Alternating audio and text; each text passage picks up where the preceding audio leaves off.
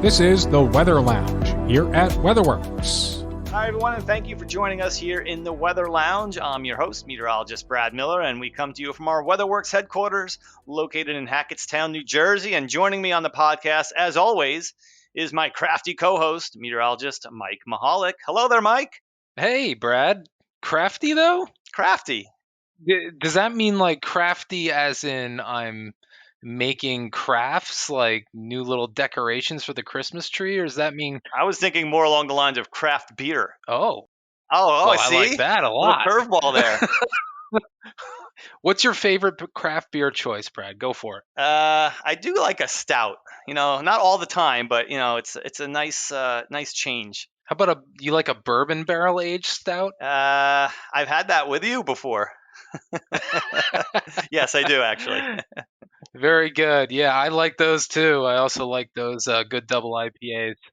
But anyway, let's stop talking about craft beers, that's for sure. But hey, we got a good show today for sure. We have the CEO of SIMA, which is the Snow and Ice Management Association. That's what SIMA stands for.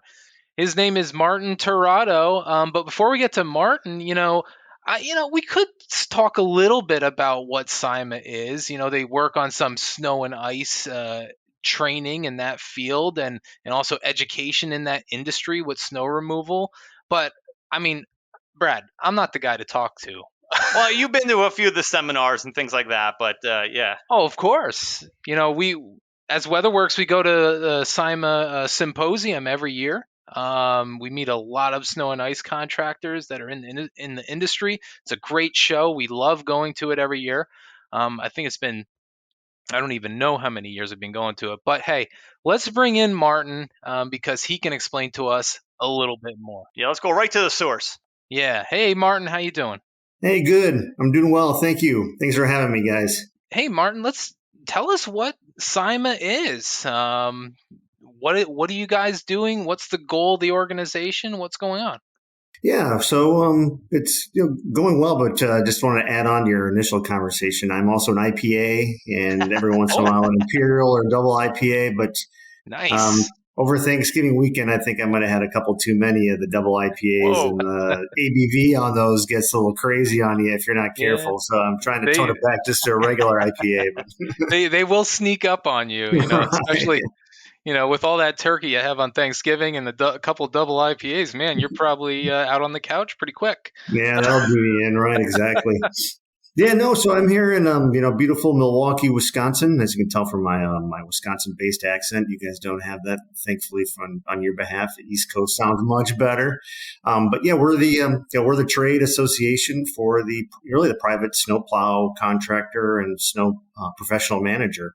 We have members throughout the United States and Canada. We have just short of 2,000 member companies, or about 1,800 member companies. Most of them are, the contractor, the private contractor that does snow and ice management from everything from, retail lots, retail centers to medical complexes to shipping warehouse facilities, office, homeowner associations. Really, we kind of talk about it's really everything except roads and highways. That's Department of Public Works or Department of Transportation people that do that.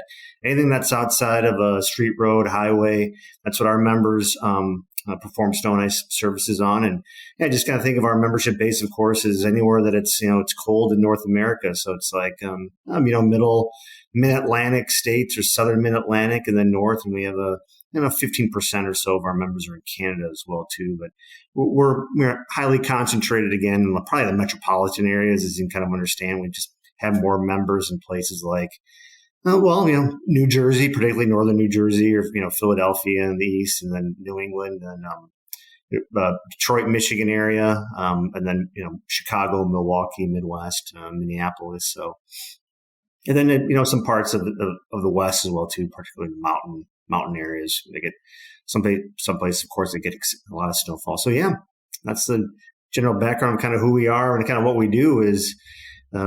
It's not to read off. No one likes to have the mission and vision read off just because that sounds really boring, doesn't it? We always talk. Go ahead. No, yeah, we always talk about just success. We're here to help the professionals and the companies succeed. What do they need to succeed? And that's like business success, personal growth and success. And that comes through education, resources, training. And those are the things that are, our core focus.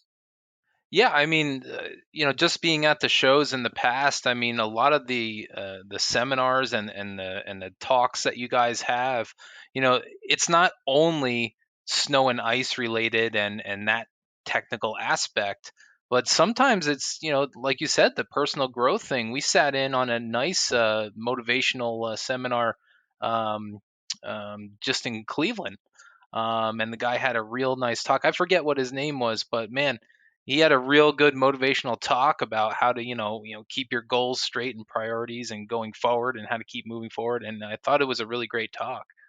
Yeah. Well, good. I'm glad you enjoyed it. Yeah, that's part of it too, is, in this sector is a lot of people that have run their business pretty well, or some exceptionally well. And sometimes they get to a point where it's like kind of what's next.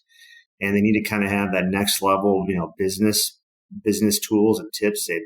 It's more than just them and a few of their, a few employees. They've grown from that, and they kind of, need to. So we provide training on, business growth, financial management, HR, legal, really kind of the full gamut of how to, how to manage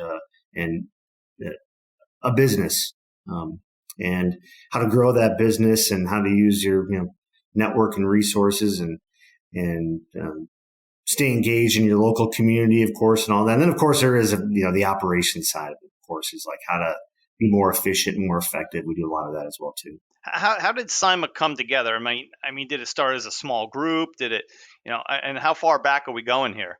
We're actually, this next year, we're hitting our 25th anniversary. The Snow and Ice Symposium in 2022 will be 25, so we're excited. The silver anniversary. It was started actually with a group of contractors that I believe there were 7 of them that met in Erie, Pennsylvania, 25 years ago, and they had predominantly been involved in what's now the National Association of Landscaping Professionals. So they had some engagement in what a professional association could do and the benefits of it, but there wasn't an organization that was specific to the snow and ice sector. And I think that group of people, the founding members, were really kind of focused on, hey, historically, snow and ice is just something that people did as something to keep themselves busy and make some revenue in the wintertime.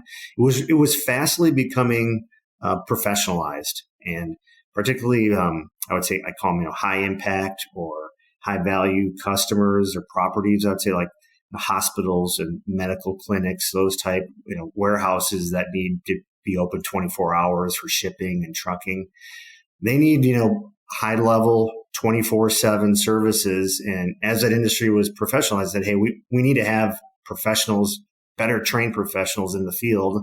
So, to do this work. So let's, start the association. And, a lot of people are kind of, know that we're one of our founders. That was in John Allen.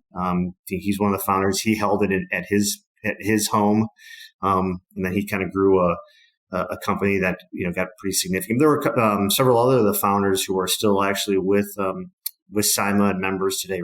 Rick here and Charles Glossa, Jeff Tovar, and there's even 1 or 2 others. But that's how it kind of grew from there. Yeah, I was gonna say a few of them are actually clients of WeatherWorks. John Crandall and Chris Marino. We do contact them during the wintertime as well for our not only our alerts but our heads ups. Yeah, those 2 are currently on our board of directors now. Yeah, I mean, that's the great thing about the show. When we go out there, we get to see a lot of our clients, not just prospective clients, but we get to meet everybody, and they give us feedback on how their services are going, and that gives us the motivation to how we can improve our services that we're providing for them from the weather and forecasting side. So it's a great show all around. But Martin, how you talked about how it got started, so how did you get yourself into the organization? I don't know what your background was, before you got into SIMA, but let's hear a little bit about that. I wandered in the door one day and said, "Hey, what's that? This seems kind of intriguing here. What's going cool, on, guys?" Yeah, right. Yeah, looks like this seems legit. What do you guys got going on? I can probably help you out with a few things, but yeah. Generally I've been in from, my entire career after graduating from college, I've been in organizational management. I always kind of say that for better or for worse. I've been managing different, professional and trade organizations. When I first got out of college, my idea was I'm going to be an urban planner, city planner. But then I was kind of like, I decided I wanted to delay graduate school to do that because I would need to get a master's degree. And so then, so I started working for a community development organization here in the city of Milwaukee, and it kind of just grew from there. After a short stint there, I went to a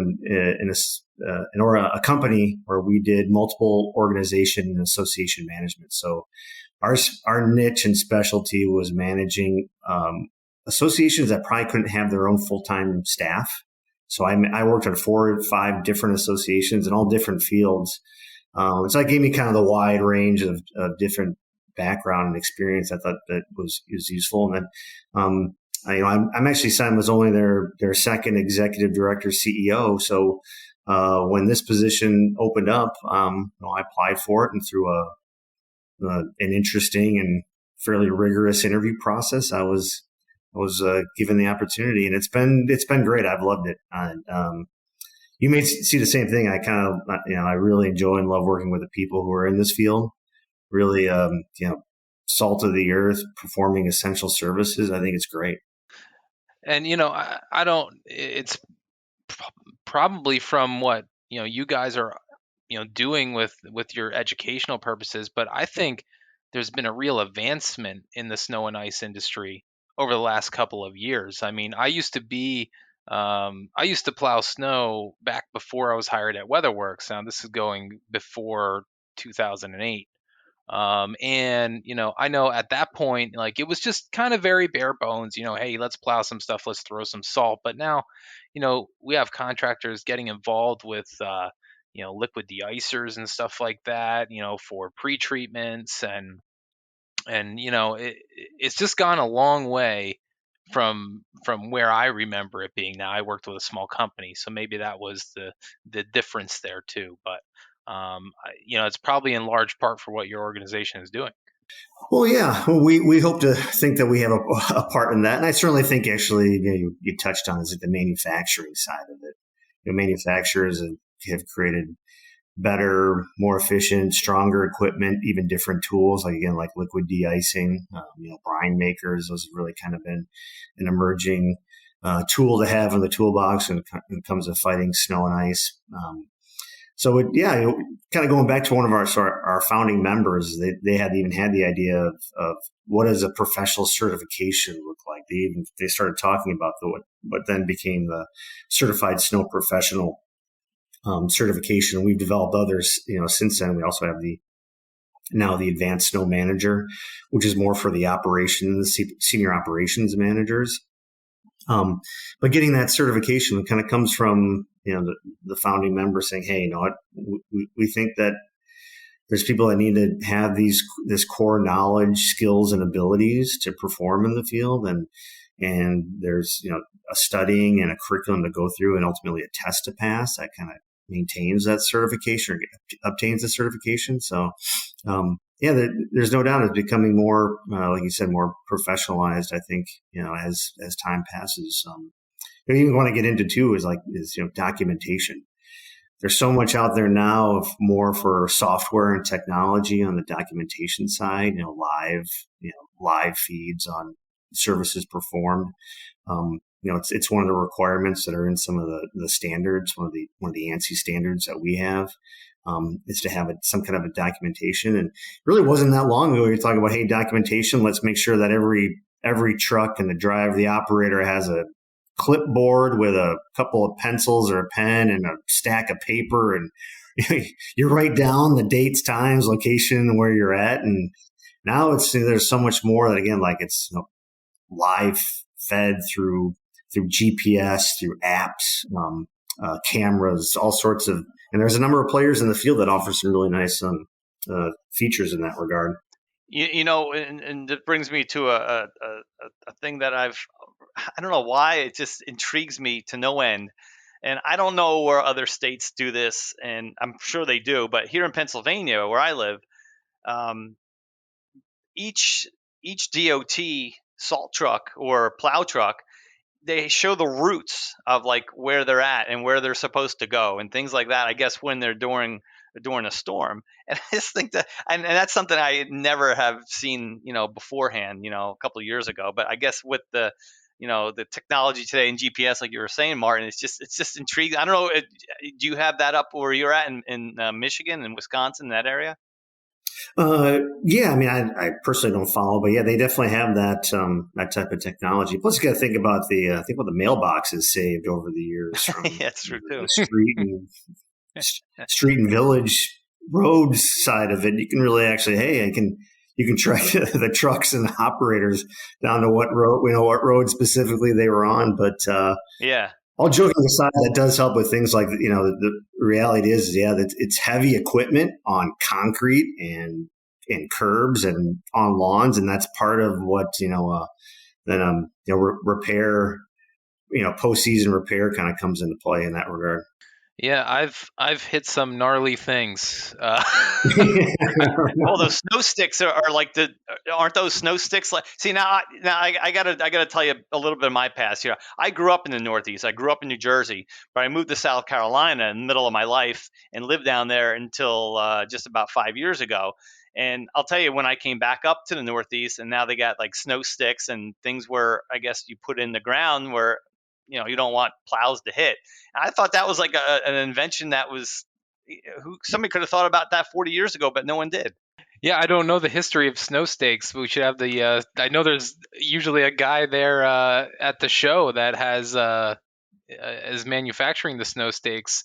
I remember meeting them last year. And it's one of those things that you can go buy in like November, and a lot of stores are usually out of them by then, because it's like, I think it's a cool invention. As simple as it is, it saves probably, like we were just talking about, damage from plows and things like that during the season. Ask some contractors who developed the snow stake, and you probably get dozens of them. Like, I remember being, my grandfather, my father, years ago, they put some in, and that was the like first the umbrella time. toothpick. Yeah, right. Yeah, there you go. But from the educational aspect, bringing it back to the SIMA organization, having those, able to get your CSP and your ASM and stuff like that. I mean, that's just great. I mean, we have the same sort of stuff in the meteorology field where you can get certified in certain areas of study. Like our CEO, Frank Lombardo, has a CCM, which is a certified consulting meteorologist, for what he does there. And that, gives just that much more professionalism and credibility to what he's done in the past with his forensic work and with his legal things that he's worked on, from slip and fall accidents and things. And then we have the broadcast certifications too. And Brad, I know you might have a little bit of knowledge of that. So, there's kind of similarities in the field. We all have certifications, and now that the snow and ice industry has these certifications, I think it's fantastic. And going to earn your credits and take your courses at some of your SIMA shows, I mean, I think it's great. Yeah, plus we talk about the impact to the end user. So what's the impact to the property management company and the owners of properties and facilities? And we always take a look at that as like, it's, our members are able to tell a story more than just, I'm just performing a basic service. I'm able to tell you a story on kind of the background that I have, the experience that myself and the company has. Here's the safety training that we've gone through. This is the route optimization and how we're going to engineer, a complex site, meaning like, where are you stacking the snow? Where are you pushing it? Where are the priority areas? Like, again, the priorities, high traffic, where you have high foot traffic, where do you maybe have high, vehicular traffic. So they can tell a much better story. And what that does is it instills trust and instills confidence to the end user, the property facility manager. It's peace of mind. And that's really kind of developing that strong business to business relationship. And that's kind of what what our members have is like we're developing B2B relationships with what we do, essential services, and then the properties that we do those services on. Martin, I know I mentioned the symposium a few times Yeah. already, but hey, we've all been affected in some way or another by the recent pandemic here, and I know that you guys did a great job, trying to adjust to that pandemic. So take us through that a little bit. What was that like? I mean, you had things planned, ready to go, and then everything shuts down, and then okay, now what do you do? So let's hear a little about how you changed and adjusted. Yeah, it's funny how kind of silly you looking back at it now, because I remember it was March of 2020, and we were like talking. We're like, well, this looks like a China to Northern Italy issue. We don't have any attendees from there. This is going to be just fine. Nothing's going to change. So you look back at that now, it's like, boy, and then here was our first, the next plan to that. It's like, no, this is going to have an impact. Let's move the Snow and Ice Symposium from June to August. And this is probably going to blow over by mid-July of 2020. Well, we kind of know the story of how that all, but hindsight's always 2020s. Right. So put it this way, it was a challenge. I mean, most people are familiar, conferences and trade shows are a big revenue driver for organizations, and not just us. All the others and professional and trade associations were all impacted by it. And we made some changes pretty quick. And I do think there's some things that are longer term that will help us. And the changes we did pretty quick is, year one was we held a virtual symposium, still had some really good speakers, great attendance on participating in that education. And that was really from a kind of a forced scenario. Almost every conference center, hotel, they were canceling for safety reasons. They were canceling all events and meetings. Typically local rules and regulations precluded any groups from meeting at all. Then we kind of thought, once we kind of got through that, we were like, well, this next year, which would have been this past summer, we're like, let's try to stay away from having the one big event where we have 2,000 people together, because that may not be, where it was going to be held in Cleveland, Ohio at the time, they had a pretty strict limit of, I think it was 250 attendees that could be held in one building at a time. It's like, so that's not going to work with the number of attendees we have. So let's kind of spread it out. And we turned actually Cleveland into an A and a B event. So there was kind of education that went through the entire week. Some people attended the first part of the week, another group attended the second half. And then we held a more of a regionalized Snow and Ice Symposium. One was in Minneapolis, the other one in Philadelphia. And they worked out great. We had a nice participation from WeatherWorks and our other suppliers. We're there. And I will say, after over a year of people kind of not being able to attend conferences and meetings, people just love being back together. And you were kind of talking earlier in your discussion about like your experiences at the symposium, the show is like, it's just getting people out of their day to day. You spend 3 days with people that are in the same field and industry, have the same challenges, same opportunities that you have. And just, it's the collaboration of ideas and exchanging of information that, the relationships that just kind of perpetuate themselves and, kind of create, lifelong value.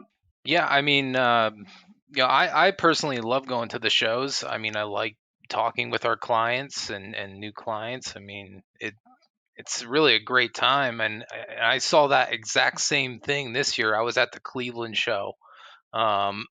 And I saw that same thing where it just seemed like people were so happy, just to get out there and like, hey, let's go to a trade show. Like almost like, here's the event we always used to go to, and let's kind of normalize things a little bit by going to this show. And they were just, they were, so happy just stop to talk to someone. Didn't even matter who it was. It seemed Exactly. like, sometimes in the past, maybe it's a little bit awkward. You're trying to almost sell your services to certain people, but this time it was more like, just like, how you doing? How's it going? Talk to me, please. Tell me something about your business. Yeah, exactly. Yeah, let's get a group together and have lunch or coffee or something simple like that. Even that's more than just a couple people from your office. Yeah, absolutely. Yeah. It was a good time. And then the ale trail starts, and then then it just keeps getting better. It just doesn't end. Yeah. For those who don't know, I was gonna say, what is this ale trail that you speak of, Mike? Oh, it's something that the symposium holds, where they have an ale trail where you get a card, and there's I think 4 different destinations there within the trade show floor you're supposed to go to, and you get a drink there, you get a beer, and then you if you hit all 4 of them, you just complete your card and you can say yay, and you crawl back to your room. Right? No. No. We give you a sticker for your shirt that highlights you as an ale trail specialist. But yeah, we try to feature breweries too from the local area. So I'm excited for Milwaukee too. We'll hopefully have some good beer here, and there's plenty of those here, like a lot of other cities. So yeah, I know. When I went to the Grand Rapids show, that was a nice area there for sure. I really liked Grand Rapids, the city, and I hate to keep talking about beers and things, but there was a lot of great breweries nearby, which is just good to meet people and have a good time. But hey, Milwaukee show, that's in your own backyard, so you must have something special planned for this 25th anniversary thing, right? Yeah, definitely. I'm not going to give away all the surprises, but our hometown 25th anniversary. So the silver anniversary, it's going to be fantastic. I do think, again, there's just a ton of pent up demand for people to be, again, back together, especially at one large conference and event. It's going to be June 21st to the 24th of next year in Milwaukee, Wisconsin, like you said. And I'd encourage anyone listening that would have never been to the symposium that come join us. I think you'll realize that everyone that attends that we're here to help each other. We're only going to get better by helping each other out and making professionalism. It's the more you raise the bottom part, everything kind of goes up even higher when it comes to professionalism and complying with best practices. And so I will say this is like for Milwaukee is there's no lack of special event reception locations around the convention center and hotel district. So there's going to be plenty of places there that people will be able to go and enjoy a cold beverage and some really good Milwaukee-based food, including a reception we plan on having just out in the Deer District, which is the outside of Fiserv Forum, which is now home to the current NBA champion Milwaukee Bucks. We're planning on having a big reception out there. I think that's going to be absolutely phenomenal event. And our education team is already working diligently to put together just a diverse array of different topics, speakers, and solution programming. So you got the Brewers there too. I don't know if they'll be in town that week, but there's nothing wrong with a good baseball game in the middle of the summertime. Oh gosh. The smell of brats in the air, fresh cut grass, crowds cheering. Yeah, exactly. So I got to ask, if I go to Milwaukee show next year, you're talking about food and stuff like that. Where do I got to go? Like, what's the food I need to get in Milwaukee? Oh, gosh. I recommend people we have really good kind of locally owned or independent owned farm to table restaurants. There's a lot of those kind of all in the area where our convention center will be in, if that are very short ride to. I would definitely encourage people at some point get down to what's called the Third Ward. Great restaurants down there. Otherwise, you kind of want to go more traditional. There's a few of these around too. The traditional German Milwaukee heritage. There's a couple of those right in Milwaukee as well too. So make sure that you have some German meats. Your your brats and your knackwurst and whatever kind of wursts that you That's what I'm talking about, because Yeah. I'm part Austrian, so I'm real close to Germany there, and also Ukrainian, so I'm right from that area over in Europe. So You'll be brats, right in the middle of some really good traditional German places that you'll enjoy. Exactly. You have the breads nice. and the cabbage, and you wash that down with a good German beer. Oh gosh, man, jeez, I you're think making we me should. hungry. I already I had know, lunch right? too. I'm ready to go. I mean, it's like 2:40. Yeah, geez, it's a long time to get to dinner here. But I'll certainly see if I can visit the Third Ward. I'll have to put a bug in Kevin Hopler's ear, our VP of Sales here, and see if we can get him to go down that area. Yeah. But yeah, I mean, from here, I think we talked a lot about Simon, the organization, and what it does for the snow and ice industry. So I'm hoping a lot of our clients got a lot of good detail from that. But Martin, I mean, hey, you're talking to the weather guys right now. So Yeah. what kind of questions do you have for us? I'm sure you have something, right? Yeah, what do you got for us? Yeah. Well, one thing, just quickly to touch on is like for some reason, like how we diversified, if you can't attend in person, it's like you just, whatever reason, can't get away, is I do think, the pandemic has helped us to offer more virtually. More people have taken advantage of virtual education. ASM is entirely a learn at your own pace. Take some quizzes after each segment on your own. We have a liquids training program that's entirely virtual. So that's kind of the benefit too, is like, can you do if there's restrictions where you can't travel to in-person events, is take advantage of the virtual education resources and documents that you can. But to get out of that though, you're right. I need more of it. There's in front of a mic giving an evangelist for SIMA perspective is, well, as for weather, I listen to your podcast. I was really interested more in kind of like, La Nina, some of the La Nina effect and how that's going to affect winter weather. And it's like, okay, so La Nina tells me that it's going to be colder in northern climates, but warmer in southern climates. And this is kind of more what I get from, like, I tell this to people, it's family members or friends or even other contractors, like, hey, what have you heard from this winter? It's like, well, La Nina. And they're like, okay, so I tell them, I explain that. And they're like, well, what determines the dividing line of north, where it's going to be colder than average, and south warmer than average? And it's like, hey, is that Canada? So everyone else will be warm? Or are you down to like, Kentucky or Tennessee and everything north of there is going to be cold? So I don't know, what can you enlighten us on that? Well, I think, Brad, I'll just take the first part of this, and That's then fine. maybe you can go ahead with some more. But I think first off, just what is La Nina? Why is it important, right? Because you hear it all the time, El Nino, La Nina. Well, what the heck is this stuff anyway, and why is it important?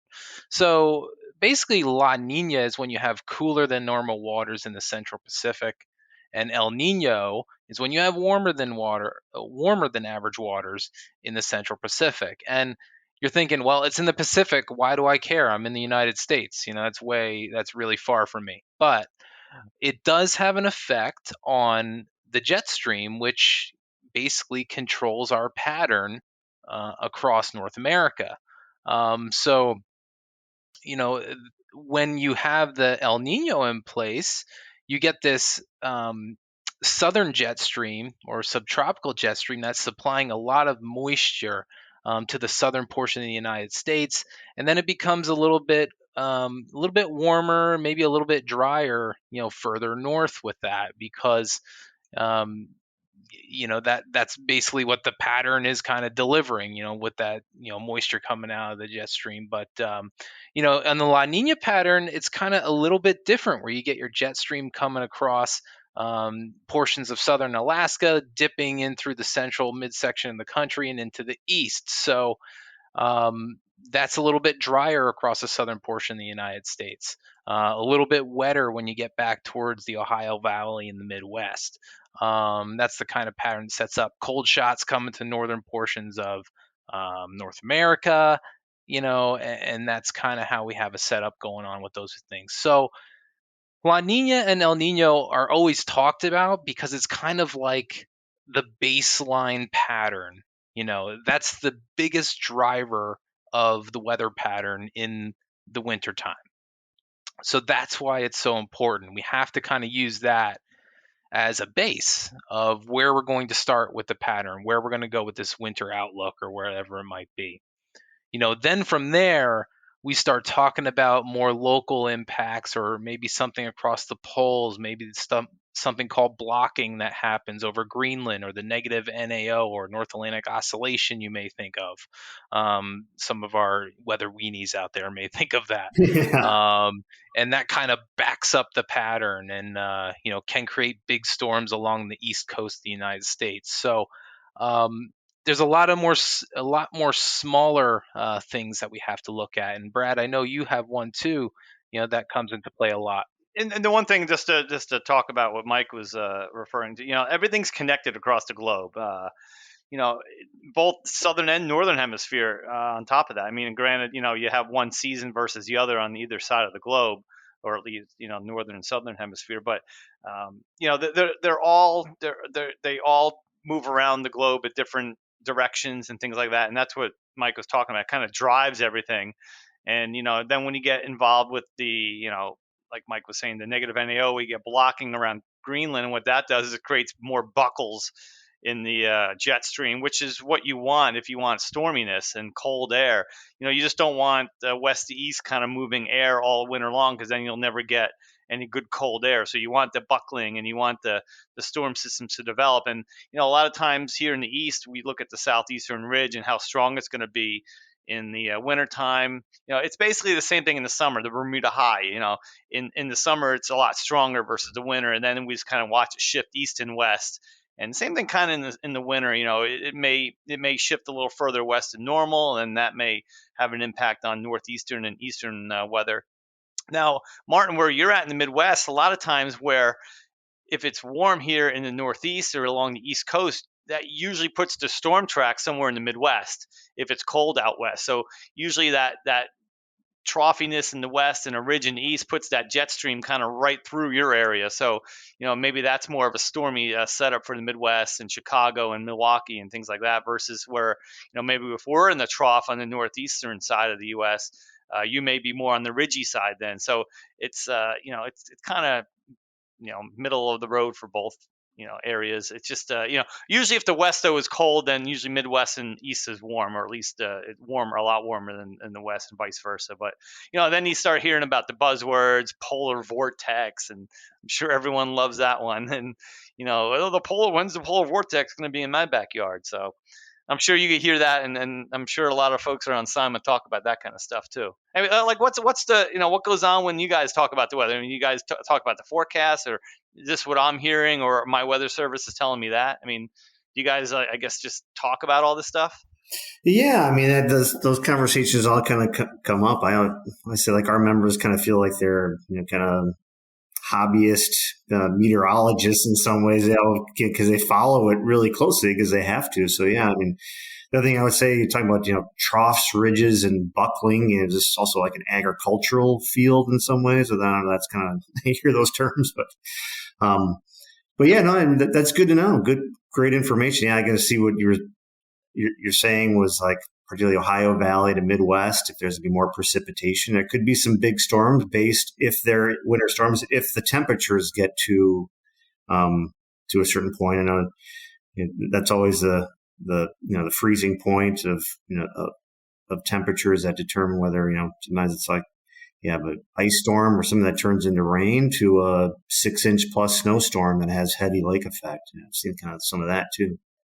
Yeah, and that's why, when you're saying about, well, where's this line going to be? Where's the cold air going to be versus the warm air? It's hard to say exactly where, because, first of all, we're projecting out a long period of time, so saying exactly where that demarcation line is going to be, 4 months in advance, is pretty hard to do. um, but yeah, I mean, but that's what's tough, because you have not only, the overall pattern, but then you have, these storm systems moving through constantly. So that line is always going to be shifting. So when we do our long range outlooks, we're trying to find like a happy like medium where, okay, this is where it's should typically be based on what we're seeing across the globe, so that we have at least a general sense that, okay, it's going to be colder in the north central portion of the country, and we're going to have the jet stream riding along the eastern seaboard, so there might be more fluctuations over there, so so that's why it's really hard to say, like, okay, where's this line, this imaginary line that we all want to know what it is. We all want to Yeah. know that we're going to get a big storm with 2 feet of snow on, January 15th. Like, believe me, if we could do that, we would absolutely 100%. But, from that perspective, we're looking at the entire pattern. So we see things that, are becoming more favorable for a large storm, in the pattern as a whole. So it's not that we can say that's exactly when a storm's going to happen, but we can say that, hey, things look more favorable as we get towards, the first half of January or something, whatever it may be. So that's the kind of stuff we can say. And, those little, track differences that are going to make the difference between rain and snow or sleet and ice, that thing has to wait until we get a lot closer. So what's one of your most memorable storms then out there, Martin? Oh, I remember some years ago there was like Boston had this that storm they had that kind of goes back maybe 7 to 8 years ago. Was we had gotten so much snow week after week, that it was almost like, oh, this is when you were in New England, right? Yeah, well, there was one about, I don't know, 15 plus years ago or so in Milwaukee, where it was, you're walking the sidewalk, you're almost walking in between barriers. It was like the snow was piled up to your shoulders, and it was like even shoveling became really tricky, and how much you had to like lift up and get it on top of that. That was crazy. That was one of the probably more memorable years. I remember looking back at that year, and I think that one hit close to like the 90-inch winter, when our average here is actually around 40 inches a year. So we're kind of more known for like definitely snow, but like cold weather, hitting some really below zero temperatures. But yeah, I remember that, and it gets to be, driving is definitely a safety issue, because when you do some of these like the boulevards, you're trying to take turns, you can't see around some of these snow piles. It kind of sort of turns into, in our sector, a lot of hauling off site of snow to get it off of, properties just run out of space to have them at. So, yeah. Yeah. So, out of our Midwest forecasters, we have a certain phenomena that happens out there. We like to call it Midwesting. Okay. I've heard that. What this is it's just funny, because it seems like every little tiny disturbance seems to push out some flurries and snow showers when you're in a cold pattern. I mean, is that something that you see all the time out there? You see flurries like almost every other day, because it seems to be that way at times. You see that definitely in the northern half of the state, up in the Upper Peninsula, Michigan, the Lake Superior kind of stuff. My wife is up from close to that area, and it's like every day, it feels like you wake up in the morning, it's like, oh, there's some flurries coming down again. I would say by more of the Milwaukee area, and probably Chicago probably feels this too.